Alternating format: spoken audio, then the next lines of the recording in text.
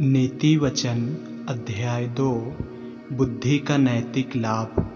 हे मेरे पुत्र, यदि तू मेरे वचन ग्रहण करे और मेरी आज्ञाओं को अपने हृदय में रख छोड़े और बुद्धि की बातें ध्यान से सुने और समझ की बात मन लगाकर सोचे और प्रावीणता और समझ के लिए अति यत्न से पुकारे और उसको चांदी के समान ढूंढे और गुप्त धन के समान उसकी खोज में लगा रहे, तो तू यहोवा के भय को समझेगा और परमेश्वर का ज्ञान तुझे प्राप्त होगा, क्योंकि बुद्धि यहोवा ही देता है। ज्ञान और समझ की बातें उसी के मुँह से निकलती हैं। वह सीधे लोगों के लिए खरी बुद्धि रख छोड़ता है।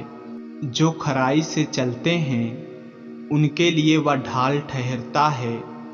वह न्याय के पथों की देखभाल करता और अपने भक्तों के मार्ग की रक्षा करता है। तब तू धर्म और न्याय और निष्पक्षता को अर्थात सब भली भली चाल को समझ सकेगा, क्योंकि बुद्धि तो तेरे हृदय में प्रवेश करेगी और ज्ञान तुझे सुख देने वाला लगेगा। विवेक तुझे सुरक्षित रखेगा और समझ तेरी रक्षक होगी, ताकि तुझे बुराई के मार्ग से और उल्टा फेर की बातों के कहने वालों से बचाए, जो खराई के मार्ग को छोड़ देते हैं ताकि अंधियारे के मार्ग में चलें, जो बुराई करने से आनंदित होते हैं और दुष्ट जन की उलट फेर की बातों में मगन रहते हैं, जिनकी चाल चलन टेढ़ी मेढ़ी और जिनके मार्ग बिगड़े हुए हैं।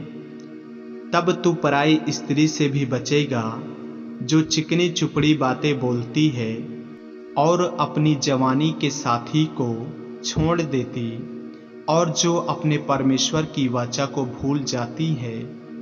उसका घर मृत्यु की ढलान पर है और उसकी डगरें मरे हुओं के बीच पहुंचती है।